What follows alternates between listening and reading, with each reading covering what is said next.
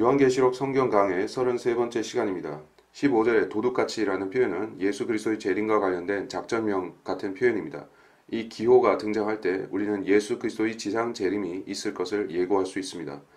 보라, 내가 도둑같이 오리니 깨어있어 자기 옷을 지켜서 벗은 채로 다니지 아니하고 사람들에게 자기 수치를 보이지 않는 자는 복이 있도다. 계시록 16장 15절. 이는 주의 날이 밤에 도둑같이 오리라는 것을 너희 자신이 정확히 알고 있기 때문이니라. 데살로니가 전서 5장 2절. 주의 날이라 했을 때 공중 재림의 날이 아니라 지상 재림, 곧 아마겟돈 전쟁이 수반되는 그 심판의 날을 가리키는 표현인데, 그 증거가 있는 것은 데살로니가 전서 5장 3절에서 이 날에 갑작스런 멸망이 누구인가에 닥치고 5장 4절에서는 그 날이 누군가를 도둑같이 덮칠 것이라는 예고가 있는 것입니다. 그리스도인들은 도둑같이 주의 날이 닥칠 것으로 인해서 곤란해질 경우가 없는 것입니다. 데살로니가 전서 5장 5절에서는 너희가 어두움에 있지 아니하고 그 날이 너희를 덮칠 수 없다고 말씀하고 있으며, 8절에서는 우리가 낮에 속해 있고 우리가 진노를 받도록 정해져 있지 않다고 9절에서는 말씀하고 있는 것입니다. 이와 같은 데살로니가 전서 5장의 구절들은 모두가 교회의 환란전 휴거에 대한 강력한 증거 구절들이 됩니다. 물론 간접 증거 구절이긴 하지만 우리는 도둑같이 오게 될 주의 날보다 앞서서 피하게 될 것이며 그리스도의 신부로서 취함을 입어 셋째 하늘에 가게 될 것임을 알려주는 부분인 것입니다. 그러나 휴거라고 하는 그 복된 소망의 날을 놓쳤다면, 그리고 대환란에 남겨진다면 어떻게 되는 것입니까? 더 이상 어떠한 구원의 기회도 존재하지 않고 절망밖에 없는 것인가? 그렇지는 않습니다. 성경에 따르면 휴거받지 못하고 남은 자들에게 또 다른 기회가 주어진다는 것인데, 그들은 15절의 말씀을 지켜서 옷을 지키고 벗고 다니지 아니하면 구원의 기회가 있다 하는 것입니다.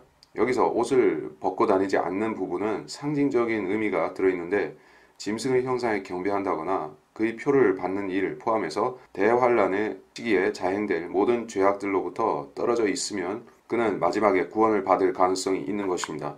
그렇게 주의하면서 살았던 성도 중 하나가 소돔에 있었던 롯인데, 그가 자신을 방문한 천사들을 만나서 소돔의 임박한 심판을 알고 빠져나왔던 것처럼 대환란에서도 어떤 사람들은 살아남을 수 있는 것입니다. 문자적으로 옷을 벗고 다니는 사람들을 우리는 문명화되지 않았다, 그들을 야만인이다 라고 부르는데, 하나님께서는 에덴 동산에서 죄를 지은 이후에 무화과 잎사귀로 치부를 가리려 애썼던 아담과 하와에게 대신 가죽옷을 지어 입히셨던 것을 기억하는 것입니다. 그 의미는 예수 그리스도의 대속적인 희생을 예표하는 것인데, 짐승이 희생함으로써 그들의 죄악이 일시적으로 가리워졌음을 말씀하는 것입니다.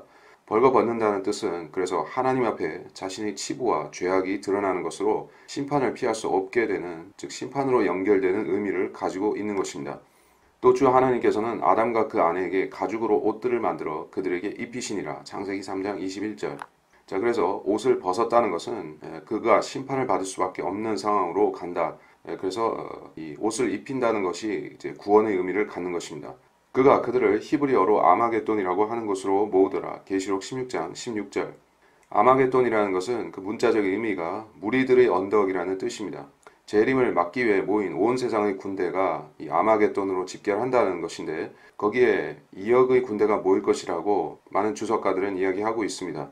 그 숫자가 2억으로 묶인다는 증거는 따로 없는 것이지만 2억이라는 숫자는 오히려 계시록 9장 16절에서 기병대의 숫자가 2억이다 하는 부분에서 가져온 것입니다.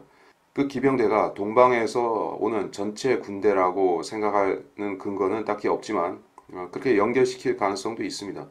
또 내가 환상 가운데 말들과 그 위에 탄 자들을 보았는데, 그들은 불과 제신스와 유황으로 된 흉배를 지녔으며 말들의 머리는 사자들의 머리 같고 그들의 입에서는 불과 연기와 유황이 나오더라. 계시록 9장 17절. 자, 9장에서 나왔던 그 기병대가 동방에서 온다라고 추론은 됩니다. 그들이 동방에서 올지라도 어떤 존재인지, 그들이 인간인지 아니면 초자연적인 마귀들의 군대인지에 대해서 우리는 정확히 알지는 못합니다. 하지만 이 숫자 2억이라는 데서 추론해서 아마겟돈 전쟁을 수행하기 위해서 오는 그 군대가 2억이라는 추론이 나온 것입니다.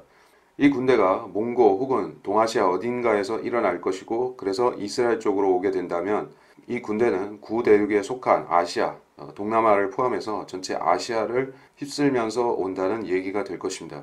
그래서 9장 18절에서 이들이 당시에 지구상에 남아있던 사람 가운데 3분의 1을 죽인다는 말이 있기 때문에 주로 아시아 쪽에서 그렇게 한다는 얘기가 될 것입니다. 동에서 서로 오게 된다면 그럴 수밖에 없습니다. 그래서 약간의 의문이 드는 부분이 아시아만 그렇게 하는가라는 생각 때문입니다. 그래서 이 2억의 군대가 아마겟돈 전쟁을 위해 준비된 것인가 그렇게 생각할 수는 있겠지만 이 아마겟돈 전쟁이 이 자들만에 의해서 수행된다고 말하는 것은 좀 비약입니다. 그래서 저는 2억의 유엔 군대가 그들만으로서 아마겟돈 전쟁을 수행한다는 등식에는 반대하는 편입니다. 저는 더 많은 이 세상의 군대가 전쟁에 들어간다고 보고 있습니다.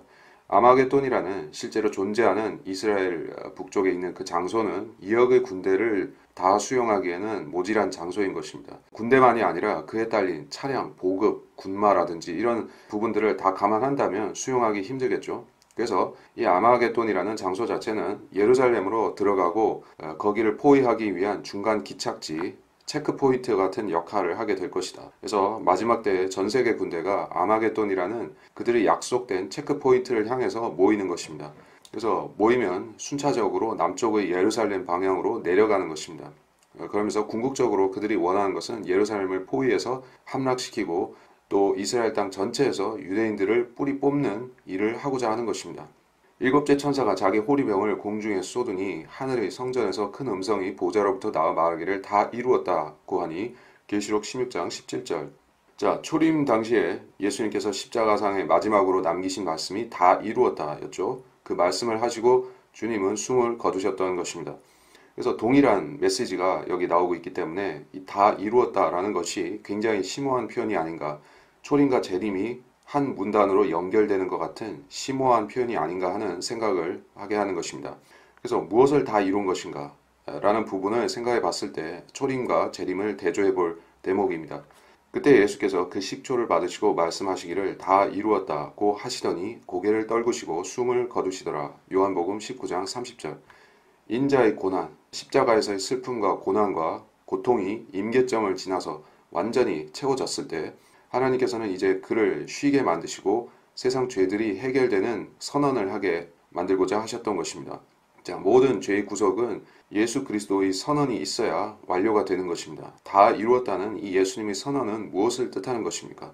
이로써 구약이 끝나고 신약이 출발하게 되는 것을 말씀하는 것이고 율법 시대라는 부분이 마무리되고 그리스도의 피로 세워지는 새 언약의 교회 시대가 출발한다는 말씀이기도 한 것입니다. 반면 여기 계시록에서 다 이루었다는 음성은 어떤 뜻이 되겠습니까? 무엇을 다 이루었다는 것입니까? 이제 신약 시대를 거쳐서 환란까지 경륜이 펼쳐졌고 그것이 끝나면 천년왕국 시대가 오게 되어 있죠. 그래서 이제까지 구속 역사 경륜이 다 끝나고 천년왕국이라는 예수님의 통치 시기가 온다는 그 개막 선언이라고 생각하는 것입니다. 음성들과 천둥들과 번개들이 있었고 또 큰 지진이 일어나는데 그 지진이 너무도 엄청나서 사람이 땅에 거주한 이래로 그처럼 강력하고 큰 지진은 일찍이 없었더라. 계시록 16장 18절. 그 선언과 함께 가장 강력한 지진이 역사 이래 일어나는 것인데 이 지진은 평평한 지구, 이 지상의 형태를 굉장히 바꾸어 놓는 대변동을 가져오는 것입니다. 예수께서 다시 큰 음성으로 소리 지르신 후 숨을 거두시더라. 그런데 보라, 성전의 휘장이 위에서 아래까지 둘로 찢어지고 땅이 흔들리며 바위들이 갈라지고 마태복음 27장 50절로 51절. 예수님이 다 이루었다는 이 선포의 음성과 함께 지진이 일어나는데 십자가 사건 때에도 유사한 상황이 발생했었습니다. 그것은 본문 16장의 대지진과 같은 것은 아니었지만 골고다 주변을 흔드는 그러한 소규모 지진이었던 것입니다. 하지만 재림 때의 지진은 전 세계를 흔들고 전 세계를 바꿔놓을 것인데 유사일에 더 이상 없을 이 지진으로 인해 땅의 형태와 구조가 굉장히 바뀌어질 것입니다. 땅이 완전히 헐리고 땅이 깨끗이 해체되며 땅이 심하게 움직였도다. 이사야서 24장 19절. 얼마나 극심한 지경인지 땅이 깨끗이 해체된다는 말이 적용된 정도라면 가히 짐작이 가지 않는 것입니다. 땅의 기둥은 주께서 붙드시겠지만 땅의 상당 부분이 흔들려서 형태가 바뀌어질 것입니다. 그래서 천년왕국이 끝난 후 땅이 진짜로 완전히 녹아버리고 해체되는 일이 일어나기 전까지는 땅이 유지가 되겠지만 그래도 이 지진으로 인해서 지금의 우리가 알고 있는 5대양 6대주의 형태가 바뀌어진다는 것입니다. 땅과 그곳의 모든 거민들은 해체되었으나 나는 땅의 기둥들을 붙들고 있느니라. 셀라. 시편 75편 3절. 그리고 큰 바벨론이 이제 파괴되는 것인데 이 큰 바벨론의 파괴를 계시록에서 3차에 걸쳐 말씀하는 것이 있습니다. 첫 번째는 계시록 14장 8절에 나오고 두 번째는 16장 19절, 세 번째는 18장에서 발생합니다. 이것은 모두 한 가지 사건을 세 번 묘사한 것인데 그 중에서 본문의 사건은 어떻게 묘사가 되고 있습니까? 또 그 큰 도성이 세 부분으로 갈라지고 민족들의 성읍들도 붕괴되며 큰 바벨론이 하나님 앞에 기억되었으니 이는 그녀에게 그분의 맹렬한 진노의 포도주 잔을 주기 위함이니라. 계시록 16장 19절. 그래서 큰 바벨론을 이야기하면서 민족들의 성읍 그리고 그 큰 도성 이렇게 세 가지로 말씀을 하고 있는데 보통 이 그 큰 도성이라는 것을 큰 바벨론의 동어 반복으로 생각들을 합니다. 그렇게 보는 것이 또 자연스럽기도 한데 하지만 민족들의 성읍과 큰 바빌론과 그 큰 도성이라는 것을 셋을 차등으로 다른 것으로 생각할 수도 있겠죠. 만일 이 그 큰 도성이 큰 바벨론을 말하지 않는다면 무엇이 될 가능성이 제일 큽니까? 예루살렘이겠죠. 왜냐하면 계시록 11장 8절에서는 두 증인이 순교하는 그 예루살렘을 큰 도성이라 일컫고 있기 때문에 그렇습니다. 그리고 계시록 16장 19절에서 그 큰 도성은 꼭 큰 바빌론이 될 필요만은 없고 예루살렘일 수도 있는 것입니다. 하지만 예루살렘이 세 부분으로 갈라진다는 것이 이해가 가지는 않기 때문에 대체로 큰 바빌론이라고 보는 편입니다. 그의 발이 그 날에 예루살렘 앞 동편에 있는 올리브산 위에 서시리니 올리브산은 그 중간이 동쪽과 서쪽으로 갈라져 매우 큰 골짜기가 생길 것이며 산의 절반은 북쪽으로 산의 절반은 남쪽으로 옮겨지리라. 스가랴서 14장 4절. 재림 때 발생할 지진은 예루살렘의 주변에도 지각 변동을 가져오기 때문에 예수님이 내려오시면 올리브산이 둘로 쪼개지는 지진이 일어나는 것은 사실입니다. 하지만 예루살렘 자체가 세 부분으로 갈라진다는 말씀은 없기 때문에 앞서 이 구절은 큰 바벨론으로 보는 것이 더 자연스러울 것 같긴 합니다. 그 온 땅이 게바에서 예루살렘 남쪽 림몬까지 평원처럼 바뀔 것이요 예루살렘은 높여져서 그곳에 사람이 거하게 되리니 베냐민 문으로부터 첫째 문자리와 모퉁이 문까지와 하나님의 망대로부터 왕의 포도주 짜는 데까지라. 스가랴서 14장 10절. 예루살렘은 높은 고원지대로 남고 나머지 주변은 다 평지로 바뀌는데 이런 엄청난 변화가 재림 때 발생할 것입니다. 천년왕국 기간 동안 사람들은 노아의 홍수 때와 같이 야트막한 동산에서 살게 되는 것입니다. 물이 15큐빗 높이로 오른지라 산들이 잠겼고 창세기 7장 20절. 자, 여기서 수위가 10m도 오르지 않았는데 산들이 잠겼다는 언급이 나옵니다. 이것은 굉장히 의아함을 부르는데 노아 당시의 큐빗이 거인을 기준으로 했다는 추정이 여기서 나오게 되는 것입니다. 일반적으로 홍수 이후의 거인들은 골리앗을 기준으로 해서 3, 4m 정도라고 생각을 하고 그래서 거인들의 사이즈가 인간보다 그렇게 엄청나게 더 많이 크지는 않았다고 생각하는 것입니다. 하지만 노아의 홍수 이전의 거인들은 훨씬 컸을 가능성이 있습니다. 최소 골리앗보다 10배 정도는 컸다고 생각할 수 있는 것입니다. 그렇다면 여기서 15큐빗 높이라는 것이 50m도 될 수 있고 100m도 될 수 있는 것입니다. 하여튼 노아의 홍수 이전의 땅은 100m 혹은 50m 이런 식의 야트막한 산들이 있었지 히말라야나 알프스 같은 수천 미터급의 산들이 있었던 시기가 아니라는 것입니다. 자, 그래서 이 시대에는 어쨌든 그런 어마어마한 산들이 있기 때문에 그것들이 사라지는 과정에서 이러한 엄청난 지진이 작용을 하게 된다는 얘기입니다. 그러자 모든 섬이 사라지고 산들도 보이지 아니하더라. 계시록 16장 20절. 여기서 모든 산들은 이해가 가는데 모든 섬들은 어쩐 연고로 사라지는 것인가 약간의 의문이 드는 것이죠. 여기 말씀하는 모든 섬에 영국, 뉴질랜드, 호주, 일본, 대만, 그린랜드, 필리핀 같은 큰 섬들은 포함되지 않는지 그리고 군소 정도의 섬들인 하와이 같은 것들만 가라앉는지에 대해서는 우리가 알 수 없습니다. 하지만 다른 본문들에 보면 천년왕국 기간 중에 섬들이 있다는 말씀이 있습니다. 그날에는 주께서 다시 두 번째로 손을 펴사 남아있는 그의 백성의 남은 자들을 회복시켜 아시리아와 이집트와 파드로스와 쿠스와 엘람과 시날과 하맛과 바다의 섬들로부터 돌아오게 하실 것이라. 이사야서 11장 11절. 그가 땅에 심판을 세우기까지는 쇠하거나 낙담하지 아니할 것이니 섬들이 그의 율법을 기다리리라. 이사야서 42장 4절. 실로 섬들이 나를 기다릴 것이요 타시스의 배들이 먼저 네 아들들을 그들의 은과 금과 함께 먼 곳에서 데려와 주 너의 하나님의 이름과 이스라엘의 거룩한 분에게 바칠 것이니 이는 그가 너를 영화롭게 하였음이니라. 이사야서 60장 9절. 주께서 통치하시나니 땅은 기뻐하며 무수한 섬들은 즐거워할지어다. 시편 97편 1절. 이처럼 재림 이후에도 섬들이 계속 있다는 것을 말씀하는 구절들이 많이 있는 것입니다. 특히 한국 사람들은 주변에 있는 일본에 대해서 관심이 지대하게 많은데 일본이 침몰할 것이라고 예상하는 예언이나 예고가 많이 있는 것입니다.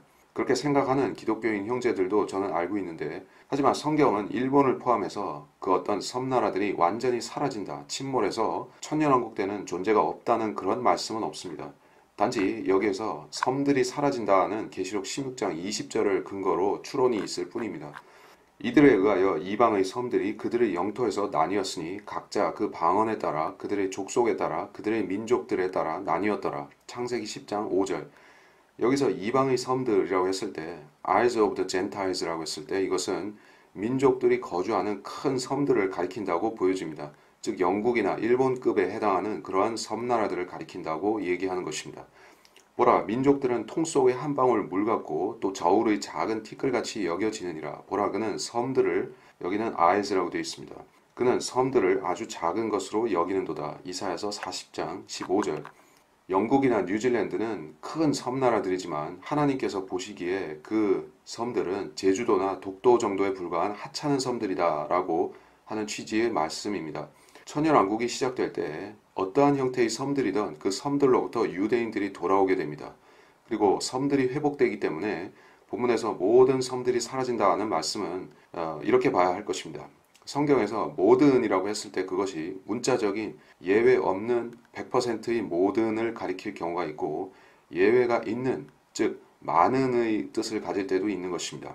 이런 것은 문맥적으로 추론해 볼 필요가 있고 또 문맥적으로 해석이 안 된다면 의미적으로 더 깊이 바라봐야 될 경우가 있습니다. 특별히 우리가 성경의 다른 섬들에 대한 구절들과 계시록 16장 20절을 대조했을 때 계시록 16장 20절에서 섬들이 사라진다고 했지만 다른 구절들에서는 천년왕국 때 있다고 했기 때문에 우리는 신중하게 이 구절을 해석할 필요가 있는 것입니다. 그래서 한마디로 결론적으로 저는 섬들이 실제로 다 사라지는 것은 아니라고 보고 많은 섬들을 가리키거나 아니면 지중해의, 즉 이스라엘에서 바라봤을 때 직접적으로 동서남북으로 있는 그 섬들 중에서 서쪽과 북쪽 방면으로 있는 크레타, 키프로스, 그리고 에게해의 섬들, 더 나아가서 지중해 서부의 다른 섬들이 사라진다는 뜻으로 해석할 수 있을 것입니다.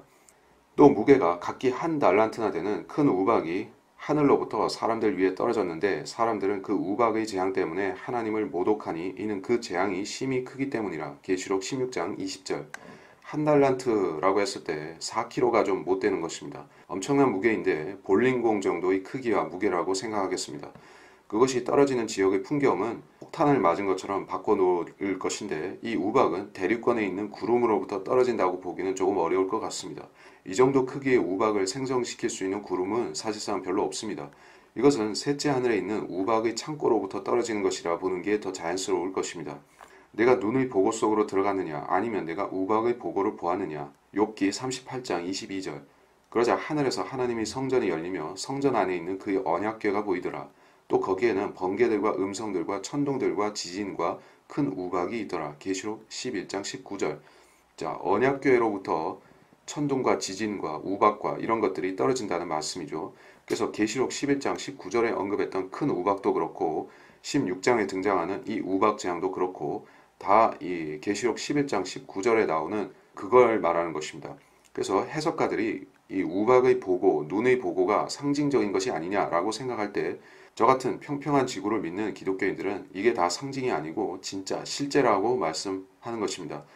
왜냐하면 여기 계시록 11장 19절에서는 하늘에 있는 하나님의 성전 안에 그것들이 있다고 말씀하고 또 예수님께서 재림하실 때 언약궤를 가지고 오실 텐데 그러면 예수님이 오시면서 이것들이 땅으로 내리는 것입니다. 그때 오 주여 주의 책망과 내쉬는 콧김에 물들이 통로들이 보였고 세상의 기초들이 드러났나이다. 시편 18편 15절. 주께서 물들의 통로들을 여실 것이고 세상의 기초들이었던 그곳을 통해 하늘의 존재들이 이 땅으로 모습을 드러낼 것입니다. 그러면 그들이 갖고 오는 이 재앙들이 땅에 내려올 것입니다. 21절에서 인류는 여전히 하나님을 반대하고 저주하고 있습니다. 그들은 누가 심판주인지 그리고 그들이 왜 이 재앙을 겪어야 하는지를 알고 있습니다. 그들이 지은 죄들이 이 재앙을 불렀다는 사실을 너무나 잘 알고 있는 것입니다. 그러나 그들은 무지해서가 아니라 악하기 때문에 자기들을 심판하시는 하나님을 모독하고 있는 것입니다. 그들이 해야 하는 것은 이제 회개와 하나님을 붙드는 일인데 그 대신에 자기들을 심판하시는 창조주를 저주하고 있는 것입니다. 또 일곱 호리병을 가진 일곱 천사 가운데 하나가 와서 나와 대화하며 말하기를 이리 오라 많은 물 위에 앉은 그 큰 창녀의 심판을 내게 보여주리라. 계시록 17장 1절. 재림 직전에 발생할 일곱 호리병 심판에 대해서 16장에서 말씀하다가 이제 17장으로 넘어갑니다. 17장에서는 큰 도성 바빌론을 주제로 놓고 그 다음 장까지 말씀하고 있습니다. 이 큰 도성에 대해서 워낙 이야기할 스토리가 많이 있기 때문에 계시록에서는 두 장이나 크게 할애해서 따로 말씀하고 있는 것입니다. 일곱 호리병을 가진 천사 중 하나가 이제 큰 바벨론의 심판 장면을 보여줍니다. 이 도성이 지구상의 수많은 큰 도성 가운데서 어디에 해당하는가? 바로 로마에 해당한다는 사실을 연구한 사람들은 다 알게 되는 것입니다. 바티칸이 로마에 속해 있죠. 그리고 그 로마라는 도성 안에서 바티칸은 세계를 지배하는 또 다른 국가를 형성하고 있죠.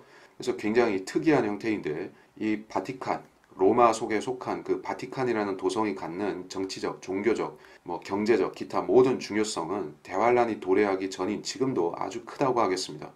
그래서 전 세계를 지배하는 실질적인 권세와 실질적인 계획이 어디로부터 출현하는가? 워싱턴 DC로부터 오는가? 런던으로부터 오는가? 아니다는 것입니다. 바로 바티칸으로부터 그 권세가 나오고 있다는 것입니다. 이런 어마어마한 권세를 누리고 있는 로마라는 도성이 호리병 심판 중에 파괴가 될 것입니다. 많은 물 위에 앉은, 즉 전 세계를 지배하고 있는 이 큰 창녀인 도성은 세계 최고를 자랑하고 있지만 대환란 끝에 그 마지막을 고할 것입니다. 많은 물 위에 앉았다라는 것은 말 그대로 5대양 6대주, 전 세계를 가리키는 것이죠. 또 물이라는 것은 혈통을, 즉 혈맥을 뜻하는 표현이 될 수도 있습니다. 그래서 이 도성은 많은 혈통들, 셈과 함과 야펫과 혼혈 족속들과 그 많은 혈통들을 지배하고 있다는 것입니다. 주요 국가의 왕들과 대통령들과 수상들, 그리고 각종 이름의 지도자들이 이 로마라는 도성과 외교 관계를 갖고 있다는 뜻을 말할 수 있습니다. 이 도성이 창녀라는 매우 불쾌하고 불명예스러운 이름을 갖게 된 이유는 그 역사 때문입니다. 로마 카톨릭은 그 출발했던 1500, 1600년 전부터 지금까지 생존을 위해서, 오로지 그녀의 생존을 위해서 계속해서 교리를 뒤바꿔 왔던 것입니다. 카톨릭이 그러한 카멜레온 같은 행위를 정당화하기 위해서 소집하는 것은 그들이 공의회라고 부르는 집회입니다. 최근에 있었던 카톨릭 공의회가 1962년도입니다. 그것을 제2차 바티칸 공의회라고 하는데 거기서 나온 선언들과 결의들이 상당히 흥미로운 것입니다. 거기서 그들은 그 전까지는 라틴어 미사를 드렸던 것을 자국어로 허용했습니다. 그리고 개신교회를 형제로 인정하는 말을 했습니다. 동방정교회의 파문을 해제했고 통합을 위한 절차를 밟기로 했습니다. 이러한 제2차 바티칸 공의회가 한국에도 상당한 영향을 끼쳤기 때문에 공동 번역 성서가 이 영향으로 나왔던 것입니다. 그리고 이제 21세기에 이러한 종교 통합, 기독교 통합의 과정은 더욱더 가열차게 준비되고 진행되고 있는 것입니다. 그리고 이 모든 것을 창력교회인 로마 카톨릭이 예수회의 주관으로 지금 하고 있는 것입니다. 카톨릭은 필요하다면 이제까지 공산주의자들을 동원해서 이 세계를 전복시키려는 여러 가지 시도들을 했었는데 지금의 국제 정세는 더욱 그렇게 되고 있습니다. 바티칸은 점점 중국이나 북한이나 기타 중남미의 포퓰리즘, 사회주의 국가들을 사용해서 전 세계 질서를 바꾸려고 하고 있습니다. 한국이 특히 더 심각한 상황인데 우리는 원래 개신교적인 나라였었는데 지금 점점 카톨릭적인 포퓰리즘 그리고 사회주의 국가로 바뀌어져 가고 있죠. 그것은 즉 한국이 바티칸의 요구에 의해서 점점 세계 통합을 위한 그러한 전위대 역할을 하는 국가가 되어가고 있다는 것이며 한국 개신교인들이 그에 따라서 위기에 처했을 뿐만 아니라 그들 중에 다수가 배교할 수밖에 없는 상황으로 가고 있다는 것입니다. 이 카톨릭 교회가 예수회를 통해서 사용하고 있는 이 세계 정복의 수법들은 매우 잔인하거나 또 추잡한 것들입니다. 그들은 살인과 정부 전복, 테러리즘, 부도덕한 성적 방법을 총동원해서 KGB나 모사드나 CIA가 쓰는 모든 방법들을 그들도 쓰고 있는 것입니다. 그렇게 하기 위해서 카톨릭은 제수이트, 콜럼버스 기사단을 사용하고 있고 일루미나티나 프리메이슨 같은 조직들도 동원하고 있습니다. 하나님께서는 성경대로 믿는 그리스도인들의 모임은 카톨릭과 같은 방식으로 확산되도록 하지 않으셨습니다. 우리의 복음 전파는 항시 공개적이고 투명성 있게 하는 것입니다. 그러나 카톨릭이 하는 방식은 항상 밀실거래인 것입니다. 정치인들과 몰래 거래하죠. 또 왕들을 포섭하고 꼬여들이죠. 또 위협과 협박하는 방식으로 그들의 영향력을 확산시키고 있는 것입니다. 따라서 정치의 힘을 빌려서 기독교를 유지하고 기독교를 확산하는 방식은 틀린 것입니다. 정치의 유착에서 기독교를 끌고 나가고자 하는 모든 기독교 세력들도 근본적으로는 카톨릭의 사고방식을 공유하고 있는 것입니다. 개신교가 오늘날 점점 영향력 확대에 실패해가고 있는 이유가 무엇인지 아십니까? 복음 전파에 치중하는 것이 아니라 정치인들과 유력자들과 재벌들과 이러한 사람들과 유착해서 나라를 장악하려고 하기 때문에 안 되는 것입니다. 그것은 예전부터 국가교회의 악습이었었고 지금 독일이라든지 모든 프로테스탄트였다는 국가들이 다 그렇게 되었습니다. 한국은 그래도 복음적인 기독교가 남아있는 나라였었는데 이제 사회주의 열풍이 불면서 그 반동작용으로 개신교 쪽에서는 또 우파 정치를 이용해서 기독교를 지키려고 하는 것입니다. 그렇게 되면 결국 한국 땅에는 복음적인 기독교는 다 소멸되고 좌파든 우파든 정치화된 정치 화신인 그러한 기독교밖에는 남지 않게 되는 것입니다. 땅의 왕들도 그녀와 더불어 음행하였고 땅에 사는 자들도 그녀의 음행의 포도주에 취하였도다 라고 하고 계시록 17장 2절. 자, 그래서 카톨릭의 주력 분야는 정치에 더 가깝고 종교보다는 정치라고 할 수 있습니다. 그래서 땅의 왕들은 카톨릭 교회와 항상 밀접한 관련을 갖고 그들의 권세를 유지합니다. 또 카톨릭은 왕들과 거래하면서 세계 정치를 주무르고 있습니다. 그 과정에서 그 권세자들은 카톨릭을 자기 백성에게 종교로 믿게 하죠. 자신도 믿죠. 그러면 어떻게 됩니까? 그들이 일단 구원을 받을 수가 없고 사람이 중심이 바로 서지 못하기 때문에 영적으로 도덕적으로 썩어버리는 일이 일어나는 것입니다. 그래서 카톨릭 국가들은 아무리 지도자가 잘하려고 해도 다 결국에는 썩어버리고 망하는 길로 갑니다. 그 대표적인 사례가 필리핀이나 중남미의 많은 카톨릭 국가들이 될 것입니다. 그들이 국민들이 인종이 열등해서 국민성이 나빠서 그렇게 쇠락하는 것이 절대 아닌 것입니다. 카톨릭이라는 종교 자체가 썩는 작용을 해서 그 나라들이 무너지는 것입니다. 땅에 사는 자들도 그녀의 음행의 포도주를 마셨다라고 했습니다. 이것은 실질적인 화채설에 입각한 즉 미사 포도주를 가리킨다고 볼 수도 있고 또 카톨릭이 민족들에게 마시게 하는 거짓 교리의 잔일 수도 있는 것입니다. 카톨릭 교회가 그 종교를 받아들이는 사람들에게 제공하는 것이 바로 미사 포도주이죠. 그것은 행위 구원의 집약체라고 볼 수 있습니다. 자, 예수님께서 2000년 전에 갈보리 십자가에서 자신의 귀한 피로 완성하신 그 공짜인 구원을 미사 포도주로 바꿔놓은 것입니다. 그 포도주가 뜻하는 것이 무엇입니까? 실질적으로 예수님께서 완성하신 것이 아니다. 그것은 2000년에 거쳐서 계속해서 완성되어져야만 하는 과정이라고 가르치는 것입니다. 그래서 카톨릭을 믿는 사람들은 결코 구원이 완성되었다고 믿지 않습니다. 그들은 카톨릭 교회 안에 속해서 계속해서 미사에 참여해야만 되는 것입니다. 그리고 미사는 그들에게 영적인 생명을 나눠주는 그 물리적인 제사의식이라는 것입니다. 그래서 이것을 믿는 사람들은 전부 다 그녀의 음행의 포도주를 마시고 취한 자가 되는 것입니다. 이러한 교리를 세운 자들이 많이 있지만 그 중에서 카톨릭 신학자인 아우렐리우스 어거스틴이라는 자가 있습니다. 이 자는 칼빈주의의 원조가 되기도 하는 신학자인데 존 칼빈이 크게 존경했고 그 신학을 가지고 만든 것이 칼빈주의인 것입니다. 칼빈주의는 카톨릭에서 나온 신학이라고 보는 게 맞습니다. 무천년주의라는 것도 결국에 카톨릭의 전통적인 종말론인 후천년주의, 즉 예수님의 재림을 부정하는 그 신학에서 나온 것이기 때문에 결국에는 다 같은 누룩이고 같은 씨앗인 것입니다. 왜 칼빈주의가 또 심각한 것인가? 그것은 국가교회를 정당화시키는 신념이기 때문에 그렇습니다. 개개인의 구원과 정죄에 대해서 칼빈주의가 말하는 것은 한마디로 운명을 받아들여라 라는 것입니다. 하나님께서 너의 운명을 결정해 놓으셨기 때문에 단지 인간으로서 할 것은 운명을 수용하는 것밖에 없다는 것입니다.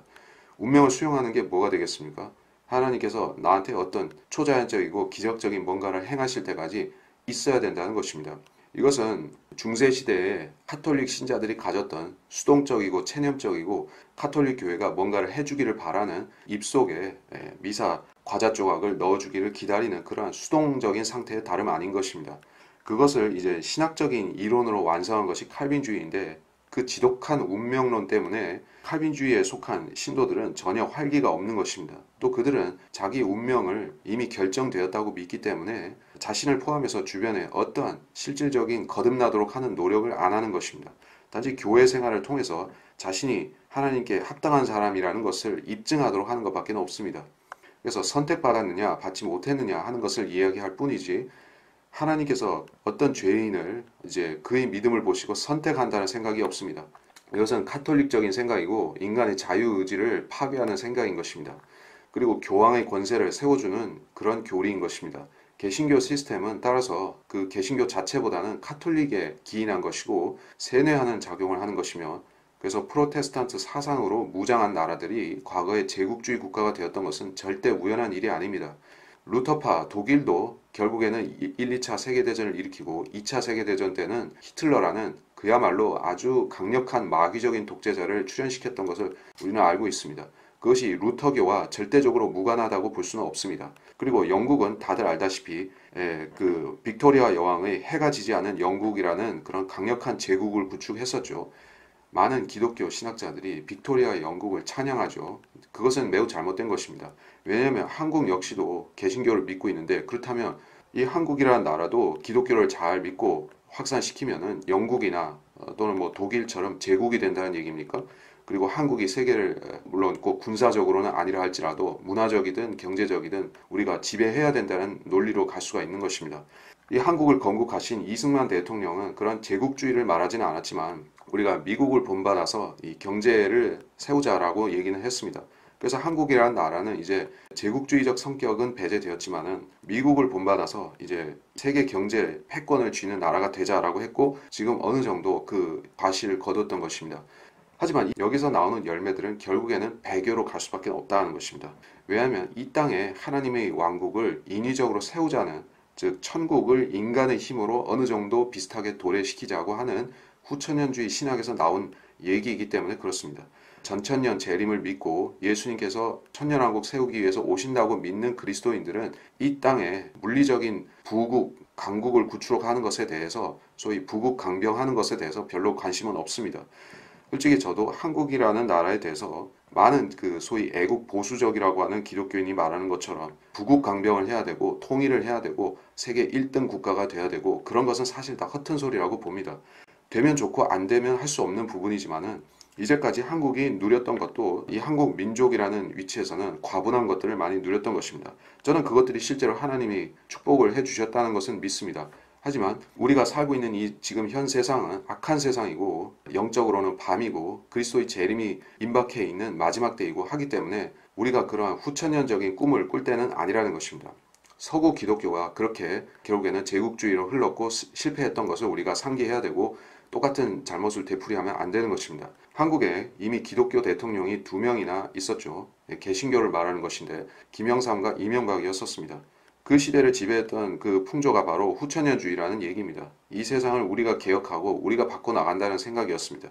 하지만 하나님께서 그 결과를 아주 안 좋은 쪽으로 바꿔버리셨죠. 그리고 이제 우리는 아주 나쁜 시대를 살고 있습니다. 근데 성경적으로 봤을 때는 이렇게 무너져가고 사회주의화 되어가고 파쇼화 되어가고 여러 가지로 열악한 상황에 처해 있는 우리 시대가 그야말로 성경적입니다. 왜냐하면 마지막 때가 이런 시대가 도래한다는 것이 사도 바울과 사도 요한의 결론이기 때문에 그렇습니다. 우리는 아주 성경적인 엔드타임을 살고 있는 것입니다.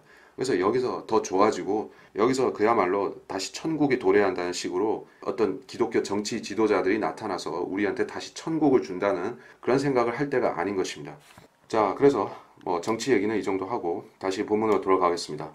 그가 나를 영 안에서 광야로 이끌어가니라. 또 내가 보니 한 여자가 주홍빛 짐승 위에 앉아 있는데 그 짐승은 하나님을 모독하는 이름들로 가득하고 7머리와 10뿔을 가졌더라. 계시록 17장 3절. 로마 카톨릭은 제국을 타고 있습니다. 이 로마 제국이라는 부활한 짐승을 타고 있습니다. 이 짐승의 수장은 666의 주인공인 적그리스도입니다. 7머리와 10뿔은 역사적인 뿌리를 가리키는데 로마 이전에 있었던 세계 제국들의 권세를 가리킬 것입니다.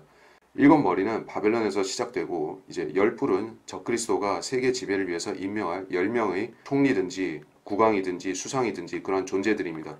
유럽의 프로테스탄트라는 것은 이미 1세기도 전에 이제 복음적인 형태로서는 거의 사라졌습니다. 그리고 지금은 어떻습니까? 독일에는 기민당 같은 이제 기독교 정당들이 있지만 전혀 기독교적이지 않습니다. 그리고 대부분 카톨릭과 구별되기가 힘듭니다. 이런 시대에 우리가 살고 있고 또 이 여자가 출현해서 세계를 장악하기 위해서 그 정치적인 권세를 통합하고 있는 일을 우리가 보고 있습니다. 한국에 있는 이제 조금 남아있는 복음주의적인 기독교인들은 그래서 정치 운동을 할 때가 아닌 것입니다. 모든 이제 정치와 종교 세력들이 범세계적으로 이 창녀의 지휘 아래서 하나로 연합해 가고 있는 때에 우리가 해야 될 일은 복음 전파에 마지막까지 진력을 다하는 것밖에 없습니다.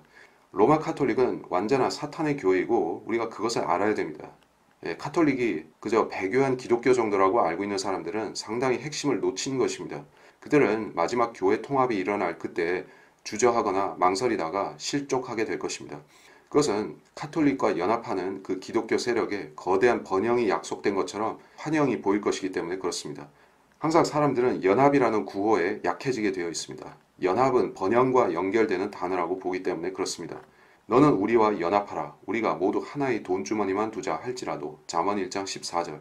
왜 20세기 중반부터 대형 교회들이 지어지기 시작했습니까? 순복음이 그 일을 시작했고 많은 교회들이 그것을 왜 추종하고 따라했습니까?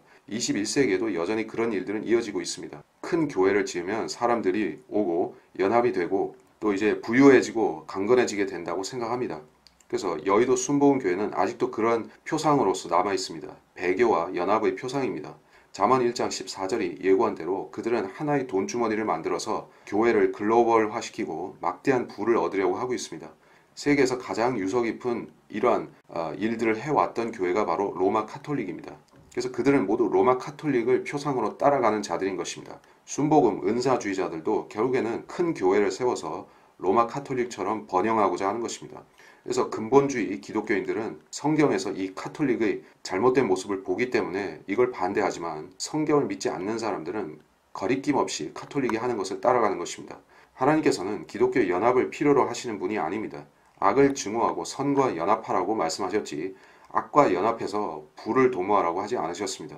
자, 신약 그리스도인들이 가진 특권은 엄청난 것입니다. 루터가 알고 있었던 그 특권, 만인 제사장의 권위를 우리가 갖고 있는 것입니다. 우리는 누구에게 의존해서 종교의식을 치르는 제사장이라고 하는 사제들을 통해서 우리가 얻을 것이 없습니다. 우린 모두가 그리스도의 지체로서 거듭났다면 하나님과 직통하는 사람들인 것입니다. 어떠한 선지자를 대리인을 필요로 하지 않습니다. 완성된 갈보리 십자가 앞에서 모든 사람들이 동등하게 고할 수 있는 것입니다. 우리의 재물은 그리스도의 완성된 십자가이고 우리의 고하는 대상은 하나님이 보좌 우편에 앉으셔서 대신 중보하시는 대제사장이신 예수 그리스도인 것입니다. 그래서 우리는 그러한 믿음의 자유를 지키고 행사할 줄 알아야 됩니다. 행사하는 것은 복음을 전하는 것이고 그 믿음을 지키는 것은 우리가 거듭해서 고백하는 것입니다. 그래서 우리는 종의 멍에를 매지 말아야 되고 그리스도께서 우리를 자유케 하신 그 자유 안에 서서 맞서 싸워야 되는 것입니다. 예수께서는 자신을 생명의 빛이라고 말씀하셨습니다. 나는 세상의 빛이라 나를 따라오는 사람은 결코 어두움 속에 다니지 아니하고 생명의 빛을 얻으리라고 확언하셨습니다. 그래서 자신을 세상의 빛이라고 하신 그분을 따르는 이 시대의 거듭난 그리스도인들은 생명의 빛이신 예수를 믿은 자격으로 이 세상에 빛을 비춰야 되고 어둠으로 들어가려서 숨어버리려고 하는 사람들을 숨지 못하게 해야 되는 것입니다. 대환란은 필연코 다가올 것이고 빛이 세상에서 거두어질 것입니다. 남은 자들은 흑암의 시기를 통과해야 하지만 여러분은 아직 빛을 갖고 있으므로 이 세상에 열심히 자신이 가지고 있는 모든 빛을 남김없이 비춰서 사람들로 어둠에 빠져들지 않도록 막아야 할 것입니다. 이번 시간 여기서 마치겠습니다.